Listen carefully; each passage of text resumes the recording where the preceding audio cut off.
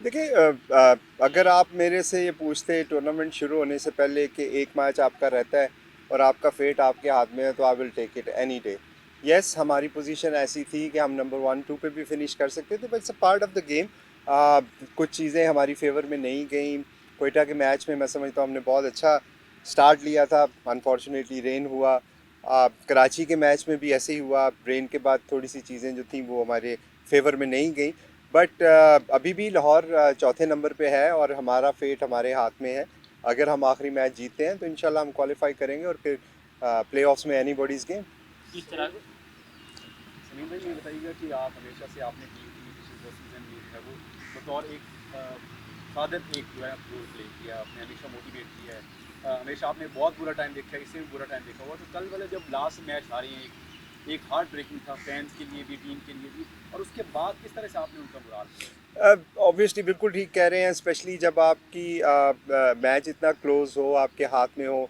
और ये इस वजह से था, हम हार्ट ब्रेक सारे इसलिए फील कर रहे थे कि जो हमारे बॉलर्स हैं उन्होंने पास्ट में हमें इससे बहुत बेहतर ओकेजन्स पे विक्ट्री दिलाई है। But at the end of the day देखिए, इंसान से हर गलती होती है, बुरी बॉलिंग भी हो जाती है, आज बुरी बैटिंग भी हो जाती है। तो टीम को उठाने के लिए बड़ा आसान ये तरीका ये होता है कि आपने गेम को गेम की तरह लेना है।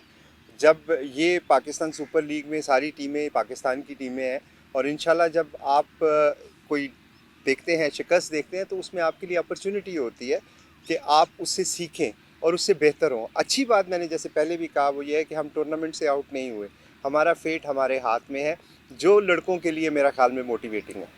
सुनील भाई, एक तो तनकीद हो रही है कि हारिस और शाहीन ने इतना अच्छा परफॉर्म नहीं किया आपकी जो जो मेहनत की थी। उनके साथ आपकी बातचीत हुई, ज़ाहिर आपके लाहौर के के मेन बॉलर्स हैं, उनके लिए क्या कुछ एडवाइस उन्होंने किया, किस तरह उनको मोटिवेट किया? और दूसरा ये कि आप हर मैच के बाद जो अपने मैच विनर होते हैं उनको इनामत भी देते हैं, तो इस बार डू एंड डाई मैच है, कुछ स्पेशल आप चीज़ें कर रहे हैं उनके लिए अनाउंस? देखिए, हारिस और शहीन की आपने बात की, मैं समझता हूँ वो लाहौर का ही नहीं पाकिस्तान का भी प्राइड है। पाकिस्तान की क्या, दुनिया के बेहतरीन बॉलर्स में से उनका शुमार होता है। हारिस रऊफ़ ने पाकिस्तान की तरफ से वाइट बॉल में हाईएस्ट विकेट टेकर हैं। शहीन शाह अफरीदी, अभी पिछले मैचों में उनको आपने देखा होगा कि वो बेस्ट बॉलिंग का अवार्ड भी मिला है। तो अच्छा बुरा टाइम हर प्लेयर पे आता है, और मैं समझता हूँ कि इन चीज़ों से इंसान को सीखना चाहिए। जब आपको आपसे गलतियाँ होती हैं तो वही चीज़ें आपको बेहतर बनाती हैं। कोई लेजेंड बनने के लिए आपको इन सारी चीज़ों से गुजरना पड़ता है। मेरे लिए आसानी इसलिए है कि मेरा उनके साथ एक बड़ा क्लोज़ रिलेशन भी है, क्लोज़ बॉन्ड भी है, और शुरू से वो दोनों मेरे साथ हैं। शाहीन तो 16-17 साल की उम्र में था, हारिस भी। तो उनकी पर्सनैलिटी को अंडरस्टैंड करता हूँ। आई थिंक सबसे ज़्यादा डिसअपॉइंटमेंट, मेरे से भी ज़्यादा डिसअपॉइंटमेंट शाहीन और हारिस को खुद है। और उन्होंने इस चीज़ का इज़हार भी किया है। ऑब्वियसली वो ईगर हैं कि दोबारा ग्राउंड में जाएं और बेहतर से बेहतर करने की कोशिश करें। इनामात की आपने बात की, देखें वो हमारी एक ट्रेडिशन बन गई है। वो एक जस्ट टोकन ऑफ लव है, उसमें कोई ऐसा लालच वगैरह का एलिमेंट नहीं होता। हमने जब ये काम शुरू किया था तो उसके पीछे कोई ऐसी थॉट नहीं थी। जस्ट टीम को मोटिवेट करने का जो हमने एक्सपीरियंस देखा, क्योंकि आपके प्लेयर्स जब आप इनको गिफ्ट वगैरह कोई देते हैं तो ये एक आपका एक प्यार का इजहार है, और उसको सारे इंजॉय भी करते हैं। तो वो चीज़ अब एक तरह से लाहौर का रिदम बन गई। अच्छी बात यह है कि उस लाहौर को देख के बाकी लोगों ने भी उसको फॉलो किया। इवन इंटरनेशनल लेवल पे अब मैं देखता हूँ कि लोग टीमें फॉलो कर रही हैं। तो जब आप टीम को मैनेज करते हैं तो आपको ऐसी छोटी मोटी चीज़ें करनी पड़ती हैं ताकि आपकी टीम जो है वो यूनाइटेड रहे, मोटिवेटेड रहे, एक उसमें फ़न का एलिमेंट भी हो। तो उसी कॉन्टेक्स्ट में है, कोई स्पेशल इनामत तो नहीं है। स्पेशल इनाम तो ये है कि हम ट्रॉफी जीतें, इंशाल्लाह वो सबका इनाम है। जी रामेश। राकेश खान बात करते हैं। मेरा क्वेश्चन आपसे ये है नईम के रिगार्डिंग। नईम को हमने देखा है कि ऐसे मैचेस में उसने बहुत ज़बरदस्त परफॉर्म किए जहाँ पे लोग उसकी बहुत क्रिटिसिज्म करते हैं कि पीडीपी का लड़का है और ये कैसे एकदम से रुक गया लाहौर में, जो कि एक बात भी बहुत होती है। नईम के हवाले से बताएं कि उसकी इनिंग्स का बहुत इंपॉर्टेंट रोल था डिस्पाइट आप मैच आ रही थी। उसका ये कि अब क्वार्टर फाइनल ये समझिए कि डू और डाई मैच है फ्राइडे को आपका, तो उस हवाले से क्या प्लानिंग चल रही है, क्या टीम की स्ट्रेटेजी चल रही है, क्या चल रही है, लेकिन उसके हवाले से क्या कहेंगे? देखिए, पहली बात तो डू और डाई मैच अब सबके लिए है, हमारे लिए नहीं है। क्योंकि जो एलिमिनेटर में जाएंगे वो भी डू और डाई के लिए। तो टूर्नामेंट का वो फेज़ वो वाला स्टार्ट हो गया है जहाँ पे अब आपके पास लग्जरी नहीं है गलतियाँ करने की। तो इंशाल्लाह मुझे उम्मीद है कि हमारी टीम ने जो गलतियाँ पहले हुई हैं उससे सीख के इंशाल्लाह आप देखेंगे कि वो बेहतर करेंगे। नईम की आपने बात की, देखिए Naeem obviously player development program से आए और मैं अक्सर ये बात सुनता हूँ कि लाहौर कलंदर जो है वो मुझे, बल्कि किसी ने चैनल पे ये भी बात की कि नईम को शायद इसलिए चांस दिया जा रहा है कि ये अपना नाम बनाना चाहते हैं। मेरे ख्याल में ये थोड़ी सी ज़्यादती है। लाहौर कलंदर का नाम बनाने की कोई ज़रूरत नहीं है, 10 साल हो गए हैं हमें, हमारा काम सबके सामने है और ये प्लेयर पाकिस्तान को दे के हमें कोई एक्स्ट्रा रिवॉर्ड नहीं मिलता। बल्कि मैं तो अक्सर फ्रेंचाइज के फाइनेंशियल एग्रीमेंट के बारे में बात करता हूँ कि जितना बड़ा ब्रांड बनाओगे उतनी बड़ी सज़ा मिलेगी। तो ये गलत कॉन्सेप्ट है। लोगों को मैं अक्सर कहता हूँ कि आप थोड़ा सा मेहनत करें, हसद ना करें, प्लेयर्स को बनाने की कोशिश करें। प्लेयर बन के सिर्फ लाहौर कलंदर का नहीं रहेगा। कल दानियाल ने मैन ऑफ द मैच लिया है, मुझे वो भी दिन याद है कि जब दानियाल को हमने खिलाया था तो हमें उस पर भी क्रिटिसाइज़ हुआ था। इसी तरह आप बाकी टीमों की मिसालें ले लें, बहुत सारे आपको लाहौर कलंदर के प्लेयर डेवलपमेंट के प्लेयर नज़र आएंगे। तो नेम भी वैसे ही हैं। हमारी कोशिश और ख्वाहिश ये है कि पाकिस्तान सुपर लीग के प्लेटफॉर्म से पाकिस्तान को ज़्यादा से ज़्यादा बेहतर टैलेंट मिल सके। और जब आप किसी प्लेयर को चांसेस देते हैं, उसके ऊपर ट्रस्ट करना ज़रूरी होता है। एक चांस दे के बाहर बिठा दें, 2 चांस दे के बाहर बिठा दें, उससे प्लेयर का कॉन्फिडेंस ख़राब होता है। हमने नईम के साथ ट्रस्ट इसलिए किया क्योंकि हमें उनकी एबिलिटी पे यकीन था और अल्लाह का शुक्र है कि उन्होंने इस चीज़ को प्रूव किया। उनकी वजह से आज लोगों को शायद ये सही लग रही है बात, अगर वो प्रूव ना करते तो शायद लगता है कि हम गलत कर रहे हैं। आखिरी क्वेश्चन आप करें, चलो मुझसे बोलो। तमीम भाई, क्या तीसरा पेसर ना खिलाना गलती थी? क्योंकि अगर तीसरा पेसर होता तो शाहीन और हारिस को एक क्वेश्चन मिल जाता, प्रॉपर एक फास्ट बॉलर।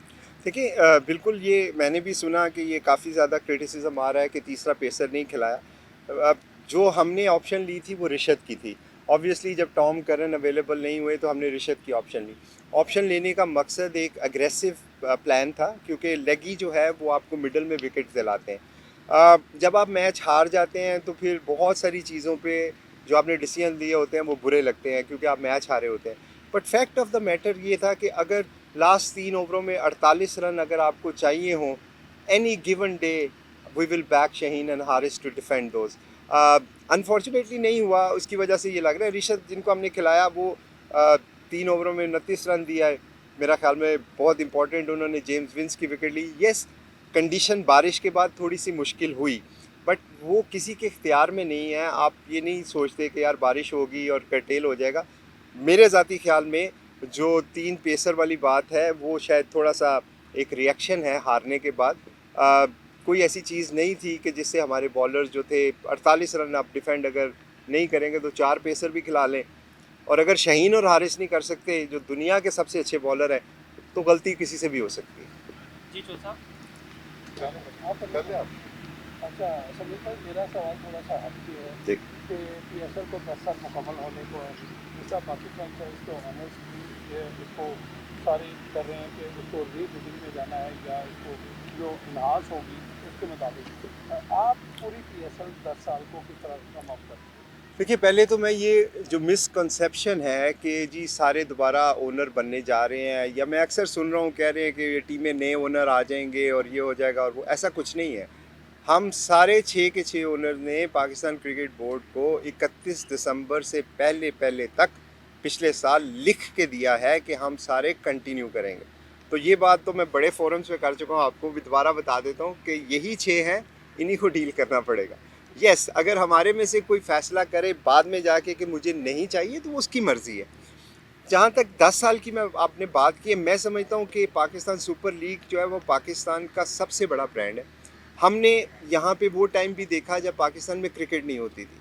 हमने वो टाइम भी देखा जब जुए की वजह से कुछ प्लेयर्स को बैन किया गया। हमने वो टाइम भी देखा जब कोविड था। हमने 2-2 3-3 दफ़ा ये लीग को पोस्टपोन होते भी देखा। हमने पाकिस्तान में सिक्योरिटी हालात का मुकाबला करते हुए भी देखा। हमने फॉरेन प्लेयर्स के पाकिस्तान में दोबारा आने को भी देखा। हमने लाहौर कलंदर की 2 विक्ट्रीज़ को भी देखा। हमने ये स्टेडियम जैम पैक होते भी देखा। तो मैं समझता हूँ कि पाकिस्तान सुपर लीग ने 10 सालों में जितना कंट्रीब्यूट पाकिस्तान और पाकिस्तान क्रिकेट के लिए किया है, शायद ही किसी ने किया हो। ये पाकिस्तान का प्रोडक्ट है और इसको हम सब को मिल के सपोर्ट करना है। जी शुएब भाई। भाई पूछना चाहूँगा कि जो लाहौर कलंदर के कप्तान हैं उनके ऊपर कैसा क्रिटिसिज्म हो रहा है, मतलब जिस तक एक दो पोस्ट मैच इंटरव्यूज दिए, बड़ा उनके दिए के ऊपर बात की जा रही है, आपके इतना दोस्त हैं, तो कहा जाता है कि बड़े रूड हैं वो, तो इससे जो लाहौर के अंदर का एक इम्पैक्ट है, एक असर है, वो आप इस समय पे थोड़ा सा इफेक्ट कर रहा है।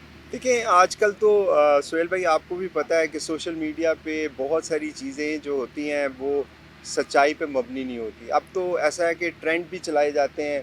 बहुत सारी कंपनीज़ ऐसी हैं जो जिनका ये प्रोफेशन है, कारोबार बन चुका है कि एक सर्टेन नैरेटिव को बिल्ड करना है। मेरा ज़ाती ख्याल में शाहीन का वो जो इंटरव्यू आप बात कर रहे हैं, उन्होंने कोई ऐसी बात नहीं की जो बदतमीज़ी के ज़ुमरे में आती हो। अगर आप मेरे से कोई सवाल पूछते हैं और मैं उसका जवाब हाँ या ना में देता हूँ तो ये बदतमीज़ी नहीं है। आपको उस ओकेजन को भी देखना है, आपको ये भी देखना है कि आपका स्टेट ऑफ माइंड उस वक्त क्या है। आप अभी मैच हारे हैं, ग्राउंड से बाहर आ रहे हैं, मे बी आप बात नहीं करना चाहते, लेकिन क्रेडिट टू शाहीन कि उन्होंने अपनी ज़िम्मेदारियों को निभाते हुए मीडिया को फिर भी इंटरव्यू दिया। मेरा नहीं ख्याल कि उन्होंने कोई ऐसी बात की जिस पे मुझे या किसी को शर्मिंदगी फ़ील होनी चाहिए। अगर तो वो कोई नाज़ेबा बात करते तो मैं सबसे पहले उनको खुद क्रिटिसाइज़ करता। लेकिन अगर आपको वो जवाब अपने जो उनको समझ आ रही है कि अगर वो एक बात का आपको क्लियर आंसर दे रहे हैं तो इसमें कोई बुरी बात नहीं है। ठीक है, थैंक यू। Thank you.